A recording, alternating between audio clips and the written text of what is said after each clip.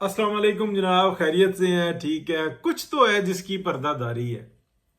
دیکھیں، میاں محمد نواز شریف بھی بولے ہیں اور بہت محدود سا ابھی بولے ہیں۔ بہت سارے لوگ جو انہوں نے بہت بولے ہیں کہ پاکستان کے اندر جب ایک ریولوشن آ رہا تھا، یعنی کہ 2013 میں انتخابات ہوتے ہیں اور پاکستان آلموسٹ ڈوب چکا ہوتا ہے، ڈیفالٹ کے دہانے پر ہوتا ہے۔ میاں محمد نواز شریف اقتدار سنبھالتے ہیں، عوام منتخب کرتی ہے اور 2014 میں دھرنے کروا دیے جاتے ہیں، 2015-16 گزرتا ہے، 17 میں ان کو نکال دیا جاتا ہے۔ یعنی کہ ایک ایسا اٹیک کیا جاتا ہے پاکستان کے اوپر، حملہ آور ہوتی ہے پاکستان کی فوج، پاکستان کی عدلیہ، پاکستان کی بیوروکریسی، پاکستان کا میڈیا پاکستان کے اوپر حملہ آور ہوتا ہے اور عوام کو جو نا دماغ سے مفلوج کیا جاتا ہے، جو اس وقت میں ہوئے میں جو یوتھی ہیں۔ یعنی کہ پاکستان کی جو فوج ہے، پاکستان کی جو عدلیہ ہے، پاکستان کی بیوروکریسی جو ہے، پاکستان کی جو آپ کہہ لیں کہ تمام کا تمام میڈیا جو ہے وہ زہر گھولتا ہے عوام کے دماغ میں، جس کی نتیجے میں یہ پی ٹی آئی بنتی ہے۔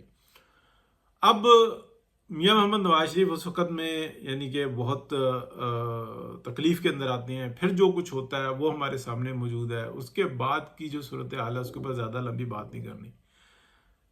پھر یعنی کہ ایک ہائیبریڈ پروگرام لایا جاتا ہے، پاکستان کو ڈی نیوکلیئر کرنے کے لیے ڈیفالٹ کرنا بڑا ضروری تھا اور سرنڈر کرنا بڑا ضروری تھا۔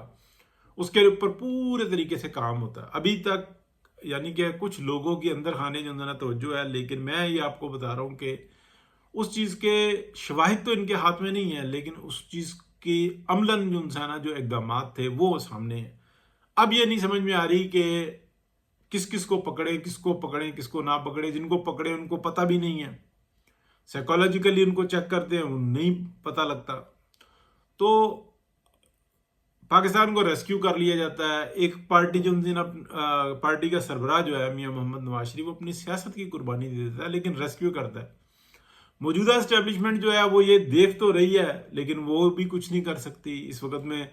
میرے جیسا بندہ جو مسلسل ایک ہی بات کرتا رہا ہے، میں کوئی اپنے آپ کو بڑا نہیں کہہ رہا، لیکن میں یہ بتا رہا ہوں کہ سخت موقف رکھتا ہوں، چھوٹا ہوں، چھوٹی یہ بات ہے۔ وہ بھی یہ کہتا ہے کہ اس وقت میں ہائیبریڈ پروگرام کے سوا کوئی اور پروگرام نہیں چلنے والا۔ اب ہوتے ہوتے جنرل فیض حمید کو سزا ہوتی ہے، سزا ہونے کے بعد جو نا آخری پیرا جو نا وہ بڑھایا جاتا ہے یا بڑھتا ہے کہ جناب غداری کا مقدمہ بھی ہوگا۔ اس کے بعد کیا کچھ اور ہوگا، کیا کچھ مل رہا ہے، کلو نہیں مل رہا، کیا صورتحال ہے، وہ جو چیز ہے نا وہ ابھی جو پس پردہ ہے وہ کھلے گی آہستہ آہستہ۔ کب کھلے گی؟ لیکن بہت جلد کھلے گی۔ کچھ ماہ لگ سکتے ہیں، کچھ ہو سکتا ہے اس سے تھوڑا سا زیادہ لگ جائے، لیکن اب کھلے گی کیونکہ لوگ جو انسان نا وہ ان سے یہ معاملات سنبھالے نہیں جا رہے۔ تو اللہ خیر کرے گا۔ مختصر سی بات تھی جی، میں نے سوچا کہ آج چھٹی نہیں کرنی، کچھ نہ کچھ تو بات بتائیں۔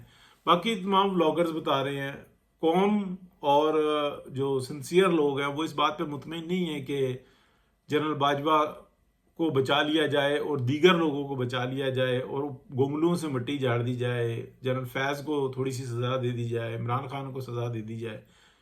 یہ نہیں ہے۔